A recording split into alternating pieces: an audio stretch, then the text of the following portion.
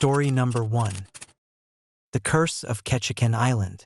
The allure of remote islands has always fascinated me. The isolation, the untouched beauty, the promise of escaping the relentless pace of modern life. So when my wife, Karen, and our 2 children, Emma and Jake, decided to spend Christmas on Ketchikan Island, I welcomed the opportunity with open arms. Nestled in the heart of Southeast Alaska, Ketchikan promised a serene winter retreat, far removed from the chaos of our bustling city lives. We arrived on a chilly December afternoon, the sky a blanket of gray clouds threatening snow. The ferry ride had been long but uneventful, the rhythmic rocking of the vessel lulling us into a state of relaxed anticipation. As we disembarked, the crisp, salty air filled my lungs, invigorating me with the promise of adventure. Our destination was an old Victorian-style house perched on the edge of the island, its wooden frame sturdy against the biting winds. The house, with its ornate trim and towering gables, stood as a relic of a bygone era, exuding both charm and an unsettling aura. The owner, an elderly man named Mr. Thompson, had assured us it was the perfect family getaway, emphasizing its seclusion and breathtaking views of the surrounding wilderness. "Just remember to respect the property," Mr. Thompson had warned, his eyes clouded with a hint of sorrow. "This place has its own history." We shrugged off his warning, attributing it to the quirks of aging and the isolation that comes with living on a remote island. Little did we know, the history he alluded to was anything but ordinary. The first few days were idyllic. We spent our time exploring the dense forests, hiking along snow-covered trails, and enjoying the simple pleasures of cabin life. The children reveled in the adventure, their laughter echoing through the silent woods as they built snowmen and chased each other through the drifts.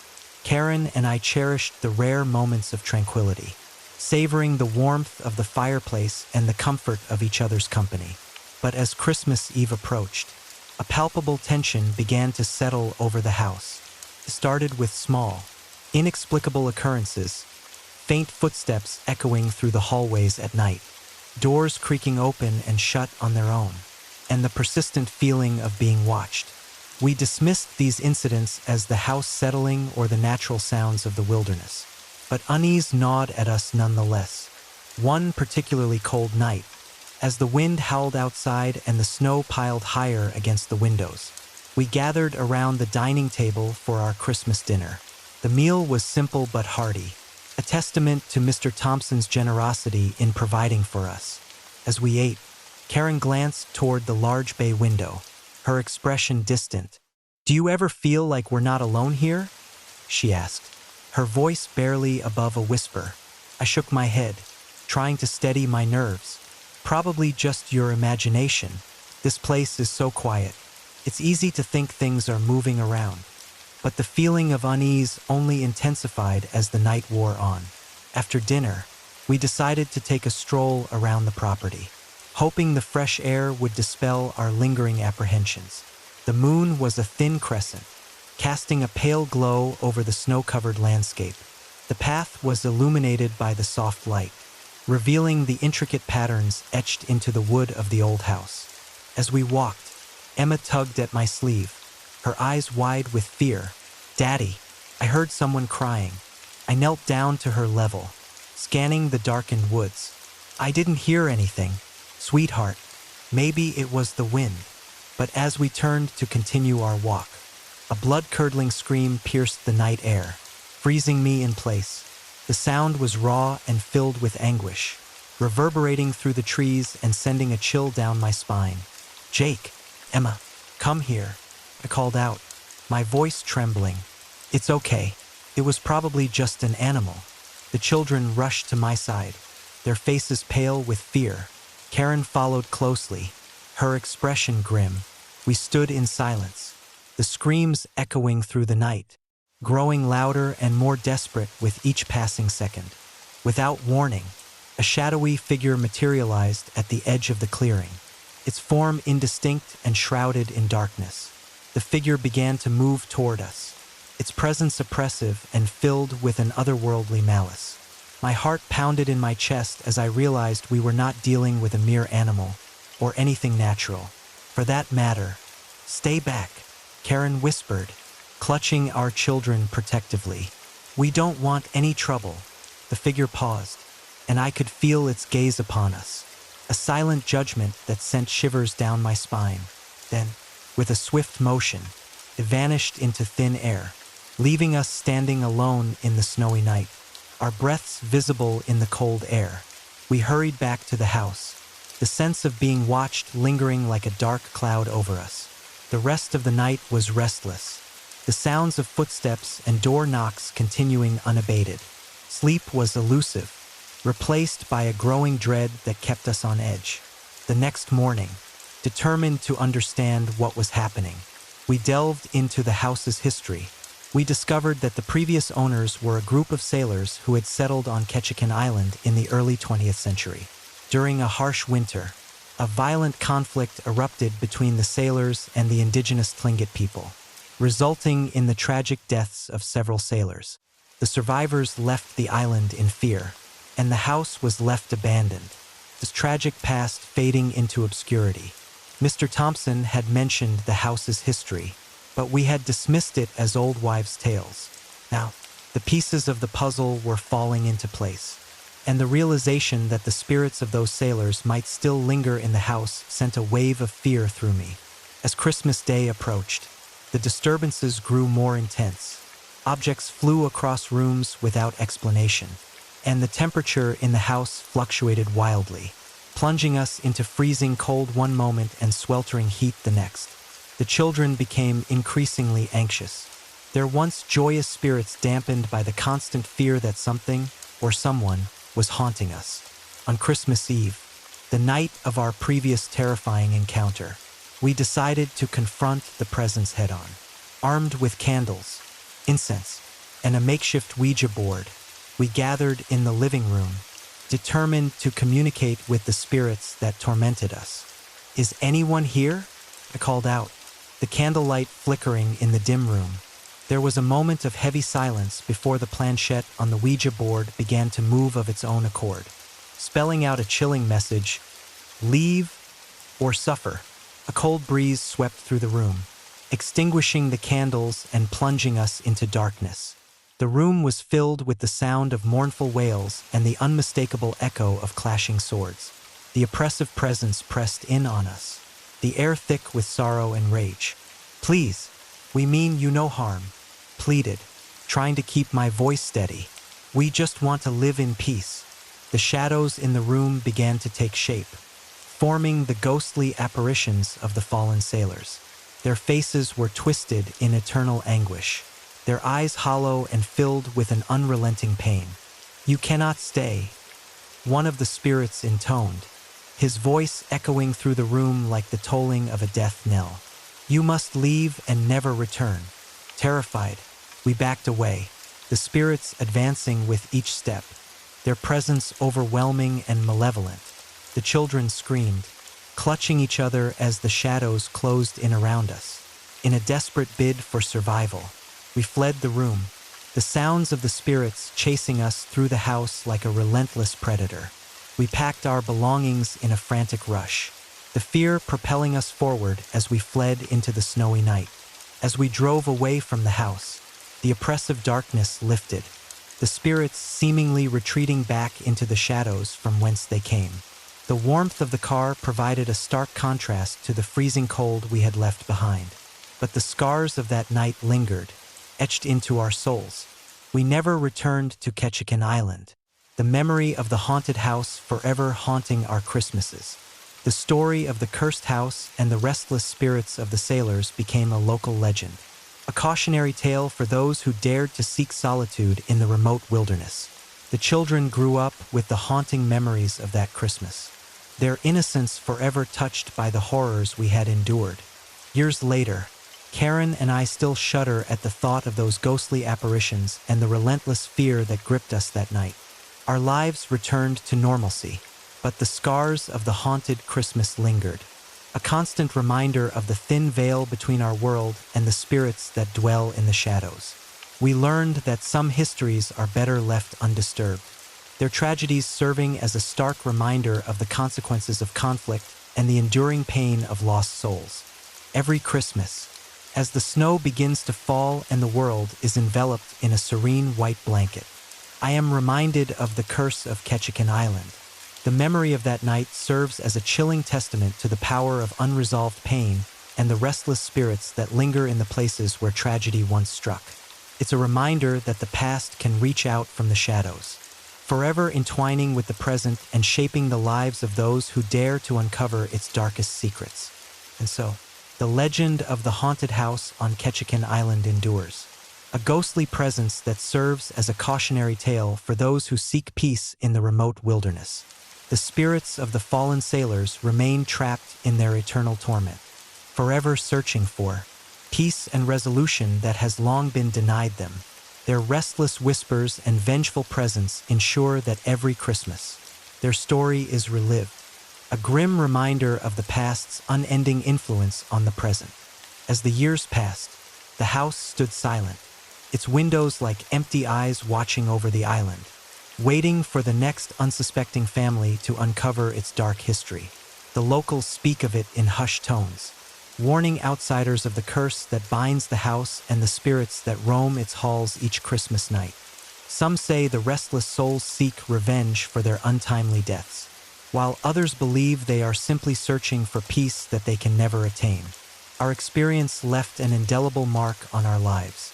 Emma and Jake grew up with a deep respect for the unseen forces that can lurk within the world, their imaginations forever shaped by the horrors we faced.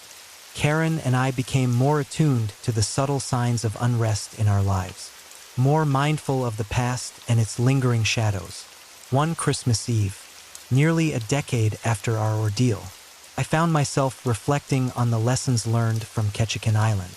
The holidays, once a time of joy and togetherness, now carried a weight of caution and remembrance. I wondered if the spirits had finally found peace, or if their torment continued to fuel the curse that haunted that old house. The memory of that night remains vivid in my mind. The cold, oppressive air, the anguished cries, and the ghostly apparitions that sought to drive us away. It serves as a personal reminder that some places hold onto their darkest secrets tightly, their histories entwined with the very fabric of the land. The curse of Ketchikan Island is not just a tale of ghostly vengeance, but a story of unresolved pain and the enduring need for closure. Every Christmas, as we gather around the fireplace and decorate our tree, I share the story with my children, ensuring that the legacy of the Lawson sailors lives on. It's a story that binds us, a shared experience that underscores the importance of respecting the past and honoring those who came before us. The haunted house on Ketchikan Island stands as a testament to the power of memory and the unending influence of the past on our present lives.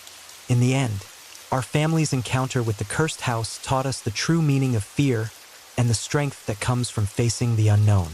It reminded us that the greatest horrors are not always visible, but reside in the echoes of history and the spirits that linger in forgotten places. The curse of Ketchikan Island remains a chilling chapter in our lives, a ghostly reminder that some stories never truly end. They simply wait to be remembered, forever entwined with the shadows of the past. Story number 2.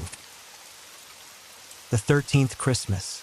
I always thought the harsh Alaskan winters would toughen us up, but nothing could have prepared my family for what Christmas brought us in 2010.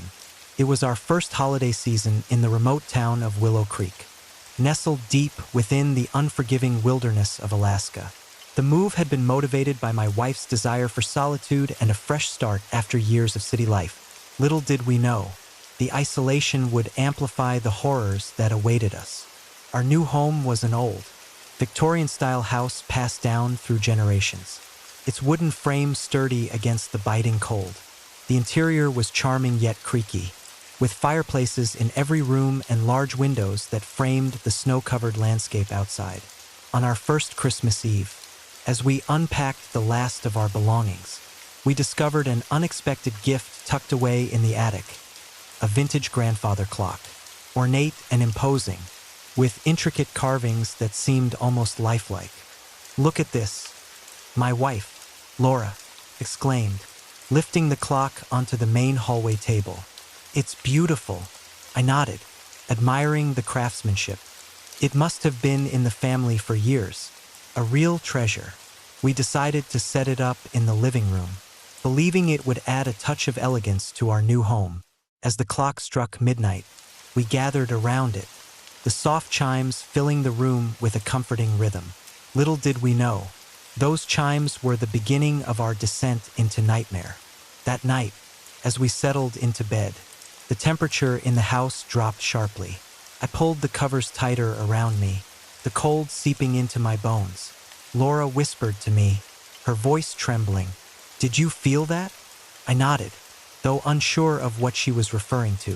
The house was silent, save for the occasional creak of the old wood settling. Just as I began to drift into a restless sleep, a faint tapping echoed through the hallways, like footsteps pacing just outside our bedroom doors. "Who's there?" Laura called out, her voice shaking. No answer came, only the persistent tapping that seemed to grow louder, more insistent. My heart pounded as I reached for my flashlight, the beam cutting through the darkness to reveal empty hallways. The noise continued, now accompanied by a low, guttural laugh that reverberated through the house. The next morning, we tried to dismiss the events of the night before as tricks of the wind or the settling of the old house. But the clock remained a focal point of unease. Its pendulum swung steadily, yet the air around it felt charged, as if it were the epicenter of some unseen force. As days turned into weeks, strange occurrences became more frequent and unsettling. Objects moved on their own, doors slammed shut without warning, and the oppressive feeling of being watched never left us. Every Christmas Eve, the disturbances intensified, culminating in the appearance of dark shadows that danced at the edges of our vision and the eerie laughter that echoed through the halls. One particularly frigid Christmas Eve, Laura and I decided to investigate the attic where we had found the clock. Armed with flashlights, we ascended the narrow staircase, the air growing colder with each step. The attic was cluttered with old furniture and dusty trunks, remnants of past generations. But our attention was drawn to the grandfather clock, now standing ominously in the center of the room.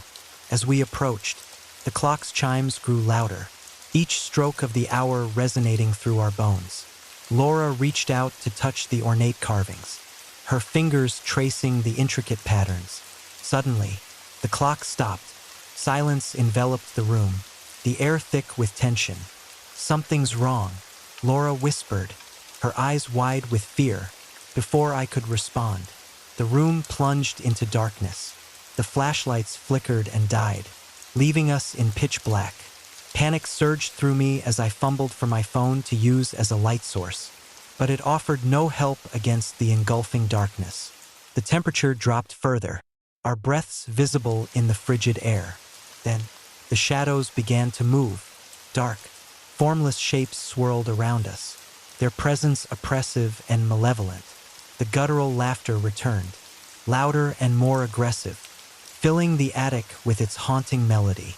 I could feel a presence pressing in on us, the malevolent force within the clock now fully awakened. "We need to leave," I said, grabbing Laura's hand and pulling her toward the staircase. But as we descended, the shadows reached out, clawing at us with invisible hands. The laughter turned into screams of agony, the voices of the trapped souls echoing through the house. The oppressive darkness seemed to consume everything in its path, threatening to drag us into its abyss. We burst through the attic door, gasping for air as the darkness receded behind us. The living room was filled with the faint sound of the clock ticking, the pendulum swinging steadily as if nothing had happened. But the sense of dread lingered, the knowledge that the clock was the key to the house's curse weighing heavily on us. Desperate for answers, we sought the help of a local historian, Mrs. Thompson, who had lived in Willow Creek for decades. She listened intently as we recounted our experiences, her face growing pale with each detail. "The clock," she began slowly, "is more than just a timepiece.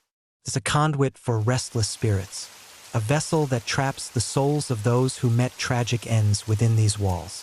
The Lawson family, the previous owners, suffered a horrible fate on a Christmas Eve many years ago. Their anguish and pain were so intense that they bound themselves to the clock, forever seeking release. We were horrified, the pieces of the puzzle finally coming together. Mrs. Thompson explained that the only way to break the curse was to honor the memories of the lost souls, to perform a ritual of remembrance and offer peace to their tormented spirits. Determined to free our home from the curse, we followed her instructions meticulously. On the next Christmas Eve, we gathered family and friends, setting up a ceremony around the grandfather clock. Candles flickered, prayers were spoken, and heartfelt memories of the Lawson family were shared. As the clock struck midnight, we felt a profound sense of peace envelop the room, the oppressive darkness lifting as if the house itself were sighing in relief. The shadows retreated, the laughter softened into whispers of gratitude, and the clock resumed its steady chime, now filled with a sense of calm and closure. We had honored the memories of those who had suffered, allowing their spirits to finally find peace and release the house from its dark curse. That Christmas marked a new beginning for our family. The house no longer felt oppressive. The strange occurrences ceased, and a sense of tranquility settled over our home. The grandfather clock remained, a symbol of both the past's lingering presence and the power of remembrance and compassion. Years have passed since that transformative Christmas, but the lessons remain etched in my heart. Respecting the memories of those who came before us and honoring their stories can bring light to even the darkest of places. The Lawson family's tragedy taught us that love and remembrance can transcend even the most malevolent forces, turning a haunted house into a home filled with warmth and peace. Every Christmas, as the snow falls softly outside our windows and the clock chimes midnight, I am reminded of that night, a night when we faced the darkness and chose to bring light through love and remembrance. The shadows of the past no longer haunt our home, but their stories live on, a testament to the enduring power of family and the unbreakable bonds that connect us across time and space. And so, our 13th Christmas stands as a beacon of hope and a reminder that even in the most isolated and haunted places, love and respect can overcome the darkest curses, allowing us to create our own stories of peace and happiness amidst the shadows of the past. Story number 3. The Silent Hunter. I never thought a research trip would turn into a nightmare, but Alaska has a way of revealing truths you'd rather keep buried. It was Christmas 2012 when my friends and I, Mark, Jenna, Lisa, and me, decided to spend our winter break conducting wildlife studies in the remote wilderness of Alaska. We were all biology students at the University of Washington, eager to escape the confines of the classroom and immerse ourselves in nature's raw beauty. We arrived at the edge of the Denali National Park just as the first snowflakes began to fall, transforming the landscape into a pristine white canvas. Our campsite was nestled between towering pines and overlooking a frozen river, the silence of the wilderness both calming and eerie. The isolation was exactly what we needed, or so we thought. The first few days were idyllic. We spent our time tracking animal movements, setting up cameras, and collecting samples. The camaraderie among us was strong, our laughter echoing through the crisp air as we shared stories around the campfire each night. But as Christmas approached, a sense of unease began to settle over the group, a subtle shift that none of us could quite pinpoint. It was on Christmas Eve that everything changed. We had gathered for our usual evening meal, the warmth of the fire a comforting barrier against the biting cold outside. After dinner, we decided to take a short hike to explore a nearby ridge that promised stunning views of the surrounding wilderness under the moonlight. The snow was falling thickly now, each flake adding to the already deep blanket that covered the ground. As we walked, the forest around us seemed to grow quieter, the usual sounds of wildlife muted by the heavy snowfall. The path was barely visible, illuminated only by the soft glow of our flashlights cutting through the darkness. We joked to keep the tension at bay, but an underlying tension hung in the air, thickening with every step. About an hour into our hike, Mark stopped abruptly, pointing to a series of tracks leading away from the path. "Look at these," he said, his voice tinged with excitement. "They don't look like any animal I've ever seen." We gathered around.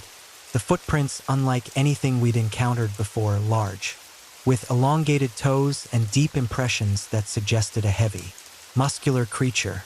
"What do you think made these?" Jenna mused, her curiosity piqued. "I have no idea," Mark replied, frustration evident in his tone. "But whoever or whatever it is, it's not native to this area." A chill ran down my spine as I examined the tracks more closely. There was something almost deliberate about them, as if the creature had a purpose beyond mere wandering. The forest around us seemed to hold its breath, the snowfall muffling our movements and heightening the sense of foreboding. "Maybe it's lost or injured," Lisa suggested, trying to rationalize the mystery. "We should follow the tracks and see where they lead." Reluctantly, we agreed. The trail took us deeper into the forest, the trees growing denser and the shadows longer as night fully settled in. The moon cast an eerie light on the snow, creating ghostly patterns that danced around us. Every crack of a branch or rustle in the underbrush made us jump, the isolation amplifying our fear. After what felt like hours, the tracks led us to a small clearing. In the center stood a large, hollowed-out tree, its branches reaching out like skeletal arms. The footprints ended here, vanishing into the darkness within the tree. We approached cautiously, the silence around us thick and oppressive. Suddenly, a low growl echoed from within the tree, sending a jolt of fear through me. "Maybe it's dangerous," Jenna whispered, her eyes wide with fear. Before we could decide what to do next, the ground beneath us began to tremble, the snow swirling into a violent blizzard that materialized out of nowhere. The wind howled like a chorus of lost souls, and the temperature plummeted, our breaths visible in the freezing air. The creature we had been tracking emerged from the tree, a massive, shadowy figure cloaked in darkness, its eyes glowing with an unnatural light. We stood frozen, unable to move as the creature approached, its presence radiating a sense of malevolence and pain. It let out a bone-chilling scream, the sound reverberating through the clearing and shattering our composure. The blizzard intensified, the snowflakes sharp and biting against our skin as we struggled to comprehend the horror before us. "Run!" I shouted, breaking the paralysis that had gripped us. We turned and fled, the creature chasing us with relentless speed, its growls echoing through the storm. The forest became a labyrinth of white, the path back obscured by the relentless snowfall and the creature's pursuit. In the chaos, I tripped, my ankle twisting painfully beneath me.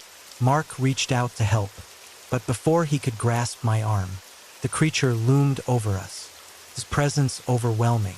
A surge of desperation fueled me as I managed to pull myself up, limping toward the safety of the trees.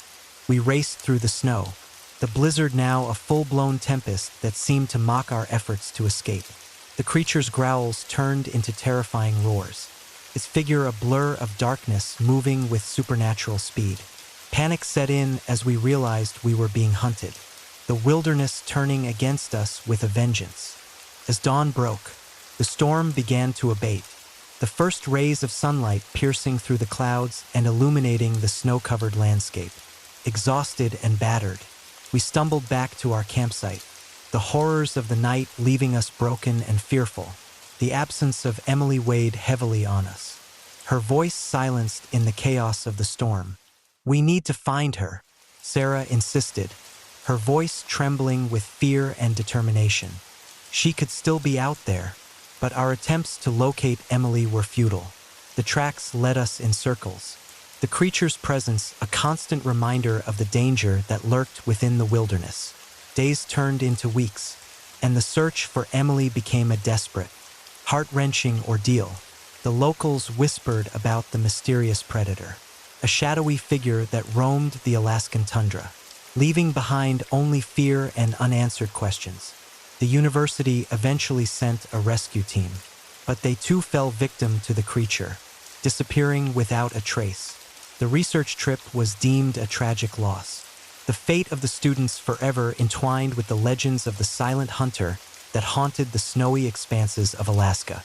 Years have passed since that fateful Christmas, but the memories remain etched in my mind, a constant reminder of the darkness that can hide within the beauty of nature.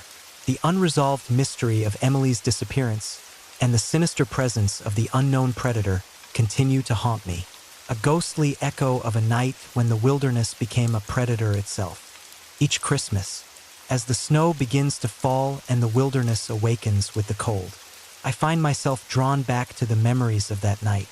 The silence of the tundra holds its secrets tightly. The footprints of the unknown predator, a chilling reminder of the night when fear took hold and tragedy struck. The silent hunter remains a legend, a spectral predator that roams the Alaskan wilderness, forever hunting those who dare to tread too far into its icy embrace. And so, the story of the mysterious predator serves as a cautionary tale, a testament to the unforgiving power of nature and the haunting remnants of unresolved tragedies. It reminds us that some mysteries are better left unsolved, their echoes forever lingering in the silent, snowy expanses of the wild. Story number 4. Haunted Foundations. I never imagined that moving into a new home could unravel the threads of my sanity. Growing up in the bustling city of Anchorage, Alaska, I was accustomed to the constant hum of traffic, the bright lights, and the ever-present chatter of urban life. But when my wife, Sarah, and I decided to leave behind the chaos and raise our 2 children, Lily and Jake, in a secluded house nestled deep within the Alaskan wilderness, we sought tranquility and a closer connection to nature. Little did we know, our dream home harbored shadows of a dark past that would soon consume our lives. The house stood proudly at the edge of a dense forest, its timber frame sturdy against the harsh winter winds. The snow-covered landscape was both beautiful and intimidating, the silence broken only by the occasional rustle of pine needles and the distant call of a raven. From the outside, seemed perfect, a fresh start for our family. Inside, the warmth of the fireplace and the cozy furnishings made it feel welcoming. We spent the first few weeks settling in, exploring the surrounding woods, and enjoying the serene beauty that now framed our daily lives. But as Christmas approached, subtle disturbances began to unsettle our peace. It started with faint noises, soft footsteps echoing through the halls at night and the sound of knocking at doors that led to empty rooms.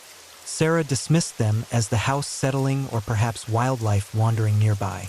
But I couldn't shake the feeling that something was amiss. One cold December evening, as the family gathered around the fireplace decorating our Christmas tree, Lily pointed to the hallway. "Daddy, did you hear that?" she asked, her eyes wide with fear. I strained to listen, the crackling of the fire momentarily drowning out any sound. "Hear what, sweetheart?" "The footsteps," she whispered. "Someone's walking upstairs."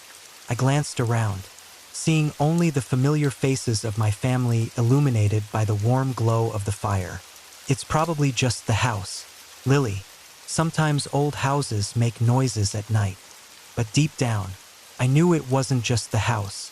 The sounds persisted, growing more frequent and unsettling. One night, after tucking the children into bed, I sat alone in the living room, the silence pressing in around me. The clock ticked loudly, each second amplifying the tension in the room. Suddenly, a loud knock echoed from the front door, followed by the unmistakable sound of footsteps ascending the stairs. I grabbed a flashlight and cautiously made my way toward the noise, Sarah following close behind. As we reached the top of the stairs, the beam of the flashlight revealed an empty hallway. "It's empty," Sarah said, though her voice wavered with uncertainty. We returned to the living room, our hearts pounding. That night, Lily had a nightmare about a shadowy figure prowling the house, its eyes glowing with malice. Jake, too, spoke of hearing voices calling his name from the darkness, urging him to follow, determined to uncover the truth. I delved into the house's history. Local archives and old newspaper clippings revealed that the land we had built our home on had once been the site of a gruesome murder. In 1929, the Lawson family, parents Harold and Margaret, and their 3 children, had been brutally slain in the very house we now called home. The case had remained unsolved, the perpetrator never found, and the house had stood abandoned for decades before we moved in. As Christmas drew nearer, the disturbances escalated. Doors slammed shut on their own. Objects flew across rooms without explanation, and the temperature in certain areas of the house plummeted unexpectedly.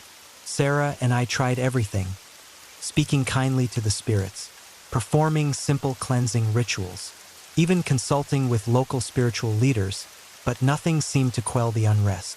One particularly frigid night, with the wind howling outside like a chorus of angry spirits, the supernatural activity reached a fever pitch.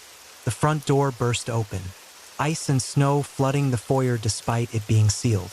The fireplace roared to life, casting sinister shadows that danced menacingly on the walls. The children screamed, huddling together as the house seemed to come alive with malevolent intent. "Lily, Jake, stay here," I ordered, my voice steady despite the terror clawing at my insides. I grabbed Sarah's hand, leading her toward the basement, the only place that still felt somewhat secure. As we descended the stairs, the air grew colder, the darkness pressing in around us. In the basement, we found old family photos and remnants of the Lawson family's life, artifacts left behind in a desperate attempt to preserve their memories. Among the dusty boxes, I discovered a journal belonging to Harold Lawson. Leafing through the brittle pages, I read his desperate entries, detailing his growing paranoia and fear as threats loomed over his family. The final entry was a frantic plea for help, a warning of an unseen presence that sought to destroy them. Suddenly, the basement door slammed shut, plunging us into darkness. The whispers began anew, louder and more frantic than ever. Shadows twisted and contorted, forming grotesque shapes that reached out towards us with ghostly hands. "Leave! Leave now!" the voices cried, their anguish echoing through the cold air. Panic surged through me as I fumbled for the flashlight, the beam cutting through the darkness to reveal the horrifying sight of spectral figures, ghostly apparitions of the Lawson family, their faces twisted in eternal torment. Harold's eyes burned with a mix of sorrow and rage, his presence overwhelming. "Why are you doing this?" I shouted, my voice cracking with fear and frustration. "We mean you no harm." Harold stepped forward, his voice a hollow echo. "You disturbed our peace. You took our home without respecting our memory. Now you must suffer as we did." Desperate to end the nightmare, I reached out, clutching Harold's spectral form. "Please, we didn't know. Let us make it right. Let us help you find peace." The room seemed to hold its breath as the apparition's anger softened, replaced by a profound sadness. "Remember us? Honor our lives? Let us rest." With those final words, the spirits began to fade, their forms dissolving into the cold air as the basement door creaked open. Exhausted and shaken, Sarah and I fled the basement, the house falling silent once more. The following day, determined to bring peace to the restless spirits, we held a memorial service in honor of the Lawson family. We invited neighbors, friends, and local spiritual leaders to join us in remembering the tragic lives lost on our property. The ceremony was heartfelt, filled with stories of the Lawsons and prayers for their souls. As we lit candles and laid flowers at the foot of the tree, a sense of calm settled over the house. The lingering presence seemed to dissipate, the oppressive atmosphere lifting as if the spirits had finally found the closure they longed for. That Christmas, our home was filled with genuine warmth and joy, free from the shadows of the past. The strange noises ceased, the temperature stabilized, and the haunting presence was replaced by a peaceful serenity. We had honored the memory of the Lawson family, allowing their spirits to rest and reclaim the house from the darkness that once held it captive. Years have passed since that harrowing Christmas, but the lessons remain etched in my heart. Respecting the past and honoring those who came before us is a sacred duty, one that ensures peace and harmony within our homes. The experience taught me that sometimes, The unseen forces of the world demand acknowledgement and reverence, and that true peace comes from understanding and compassion. Every Christmas, as we gather around the fireplace and decorate our tree, I reflect on that night and the profound impact it had on our family. The Lawson family's tragic story is now a cherished part of our home's history, a reminder of the delicate balance between the living and the dead. And as the snow falls gently outside, I am grateful for the peace we found, knowing that sometimes the darkest shadows can lead to the brightest lights. Story number 5. Ghost of the Seaman. I never believed in ghosts. Growing up in the bustling heart of Seattle, surrounded by the relentless pace of city life, I found comfort in the tangible and the explainable. The stories of restless spirits and haunted places seemed like nothing more than folklore, concocted by those looking to add a little thrill to their mundane lives. But that changed one fateful Christmas night in 1985, when I encountered the ghost of a Marine whose tragic past would forever alter my perception of the supernatural. It was the winter of 1985, a particularly harsh Christmas season in Alaska. The snow had fallen relentlessly, covering the landscape in a thick, pristine blanket of white. I had been assigned to work at an old military base near the coast, a place that had long been abandoned but still held echoes of its past. The base, now a relic of bygone conflicts, was situated on a rugged coastline, where the icy waves of the Pacific crashed against jagged rocks, sending up plumes of frothy spray. My job was to oversee the maintenance of the base's structures, ensuring that nature didn't reclaim the remnants of military history. The isolation suited me at first, offering a peaceful retreat from the chaos of urban life. But as Christmas approached, a sense of unease began to settle over me, a feeling I couldn't quite shake.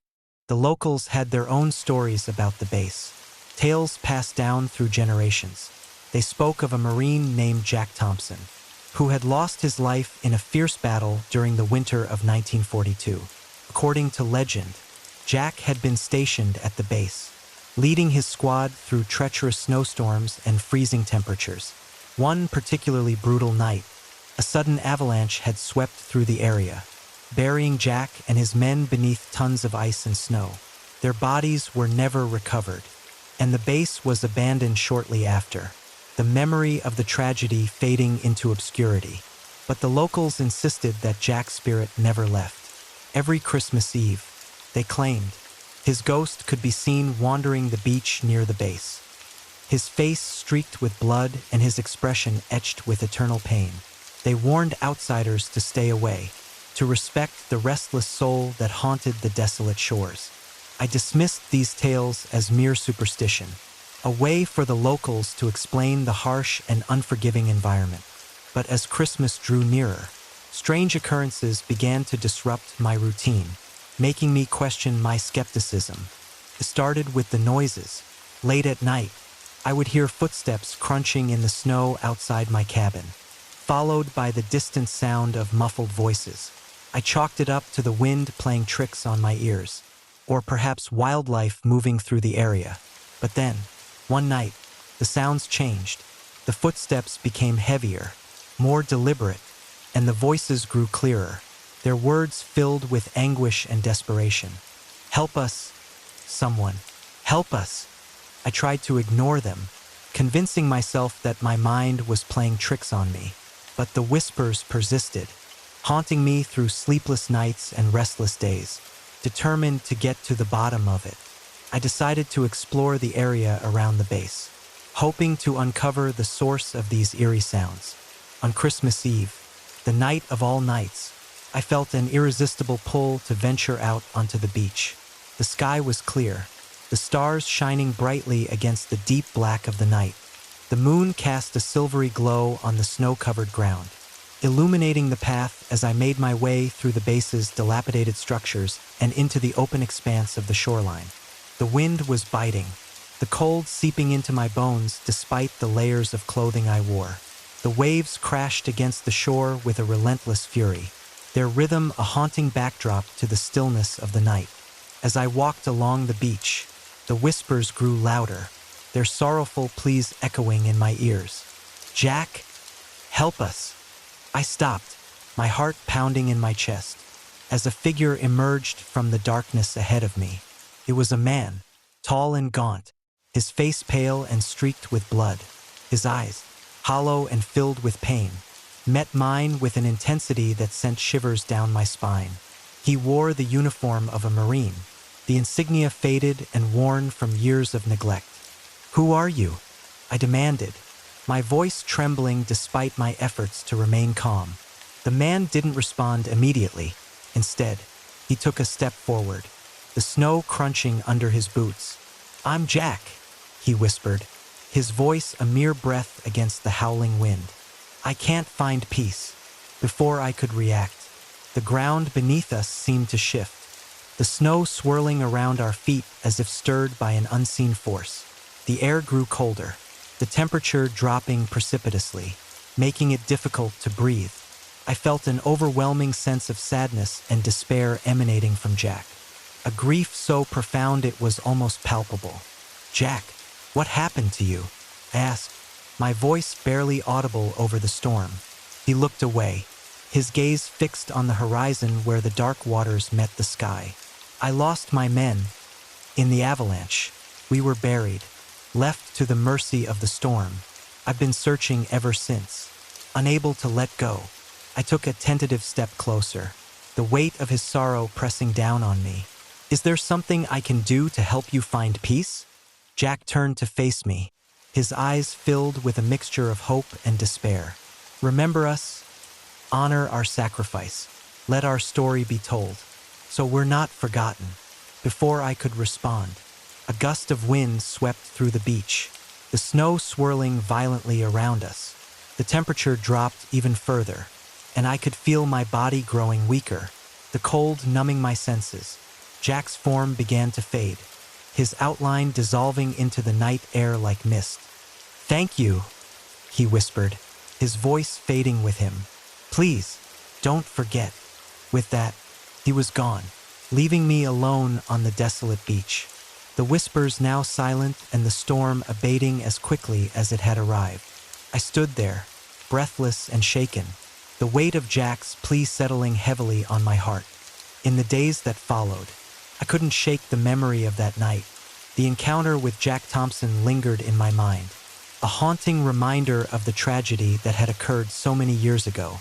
Determined to honor his request, I began documenting the history of the base and the story of the lost Marines, sharing their sacrifices and ensuring that their memory would not fade into obscurity.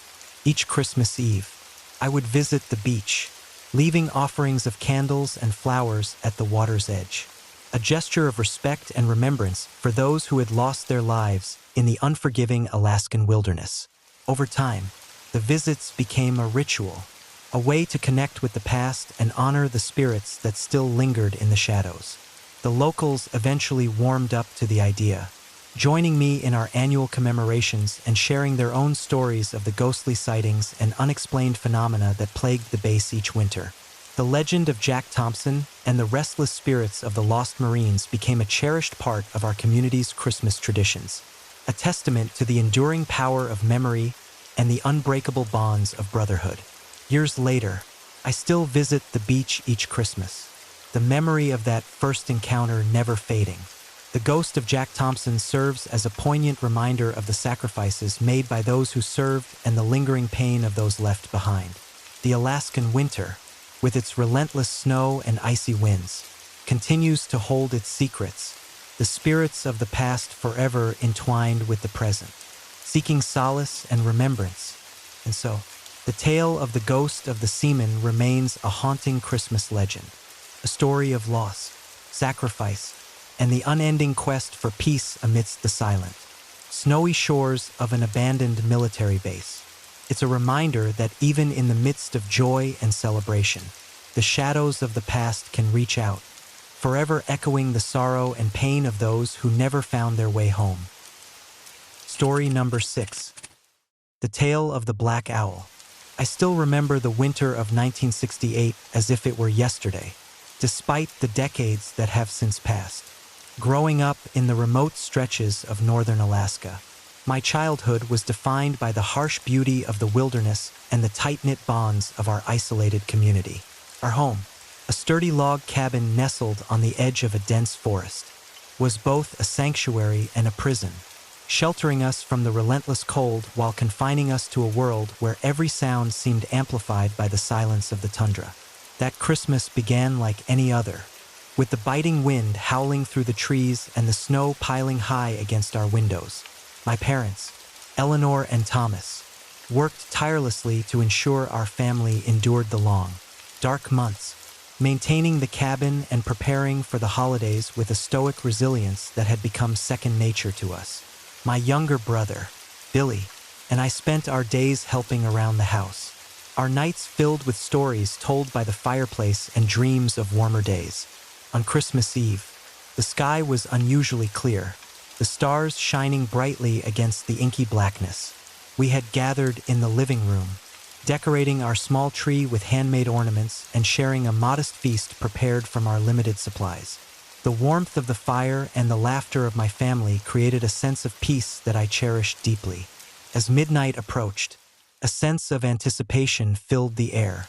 My father stood by the window, his gaze fixed on the vast expanse of snow-covered forest beyond our cabin.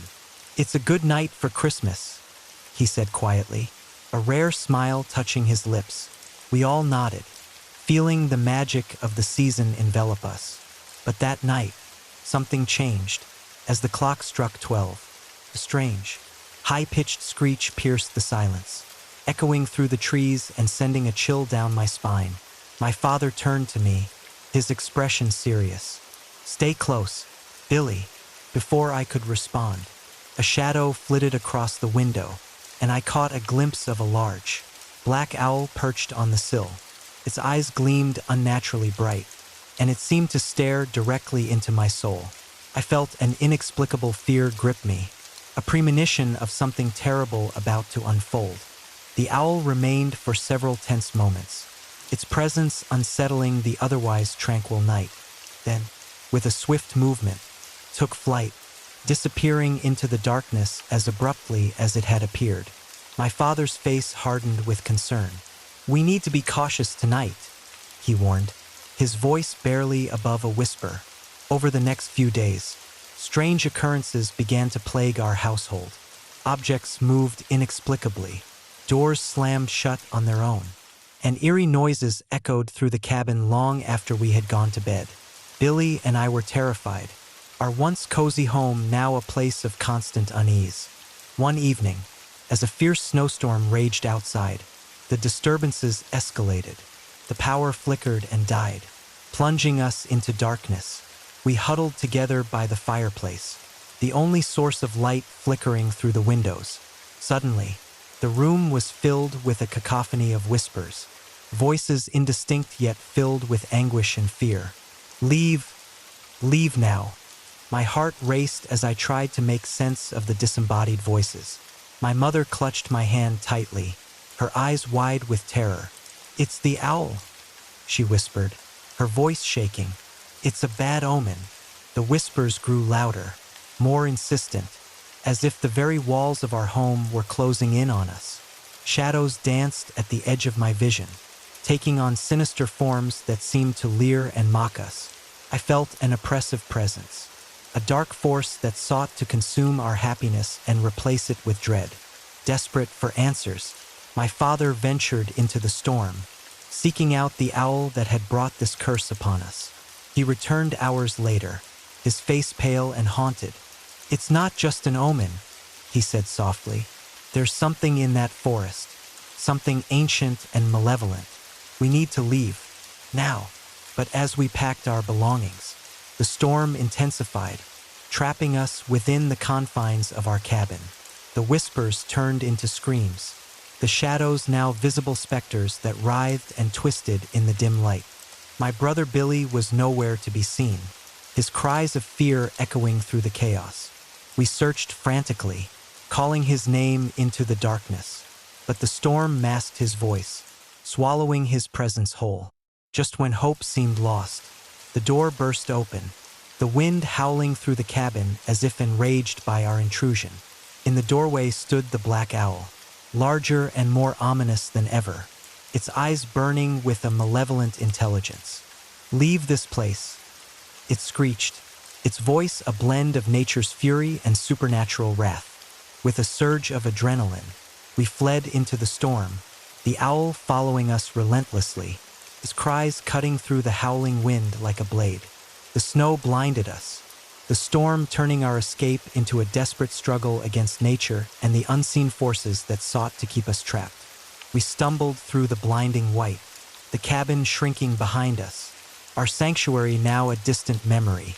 Exhausted and freezing, we pressed on, the owl's presence a constant reminder of the darkness that had taken hold of our lives. Just as our strength began to wane, the storm began to abate, the sky clearing to reveal the first light of dawn. We emerged from the forest, the owl finally retreating into the trees, its cries fading into the distance. The snowstorm had passed, leaving behind a landscape transformed by our ordeal. We made our way back to the nearest town, our bodies and spirits broken by the night's horrors. In the aftermath, we never spoke of what happened in the cabin, the memories too painful to confront. The Lawson family tragedy became a cautionary tale, a whispered legend about the black owl and the malevolent forces that haunted the northern wilderness. Each Christmas, as the snow began to fall, the story resurfaced, a chilling reminder of the darkness that can lurk beneath the beauty of nature. Years later, I still feel the echoes of that night, the whispers and the owl's gaze haunting my dreams. The Lawson family home remains abandoned, a relic of a past filled with sorrow and fear. Visitors who dare to approach it during the winter months report strange noises and glimpses of a large black owl watching from the windows, its eyes glowing with an otherworldly light. The legend of the black owl serves as a testament to the enduring power of fear and the unresolved tragedies that can linger in the shadows of our lives. It reminds us that some omens are best heeded and that the wilderness holds secrets far beyond our understanding, waiting to claim those who venture too far into its depths. And every Christmas, as I gaze out at the snow-covered landscape, I can't help but wonder if the black owl still watches, its presence a silent guardian of the darkness that once consumed our family. The memory of that night remains a haunting reminder that even in the midst of joy and celebration, the shadows of the past can reach out to reclaim what was lost, forever entwining our lives with the mysteries of the wild. Story number 7. Whispers of the Tundra. The Alaskan wilderness has always held a certain allure for me, a raw, untamed beauty that promises both adventure and solitude. But nothing could have prepared me for the horrors that awaited during that fateful Christmas trip through the tundra marsh. I still remember the day we arrived at the edge of the tundra, the sun barely peeking over the horizon, casting a pale light on the vast expanse of snow and ice. My friends Mike, Sarah, Jenna, and Emily and I had planned this expedition for months, yearning to disconnect from the chaos of our daily lives and immerse ourselves in nature's pristine embrace. Little did we know, the tundra held secrets that were best left undisturbed. Our group consisted of 4 adults and 1 child, Emily, Sarah's 10-year-old daughter. We were all seasoned hikers, accustomed to the challenges of the wild. But the tundra marsh was something different. Its eerie stillness and the endless horizon created an unsettling atmosphere from the moment we set foot on the frozen ground. We set up our base camp near a small pond, the ice thick and unyielding, reflecting the cold blue of the sky. The first day was uneventful, filled with trekking through the snow-covered landscape, marveling at the untouched beauty around us. As night fell, we gathered around a fire, sharing stories and sipping hot cocoa, the warmth of the flames a comforting contrast to the biting cold. Christmas Eve arrived with a thick blanket of snow, the wind howling through the marshes like the cries of lost souls. We decided to embark on a short hike to explore deeper into the tundra, hoping to catch a glimpse of the northern lights that were rumored to dance across the sky that night. The trail was narrow, winding through dense reeds and towering grasses, their edges frost-kissed and shimmering under the moonlight. As we trekked deeper, the silence became almost oppressive, the usual sounds of the wilderness eerily absent. It was as if the tundra was holding its breath.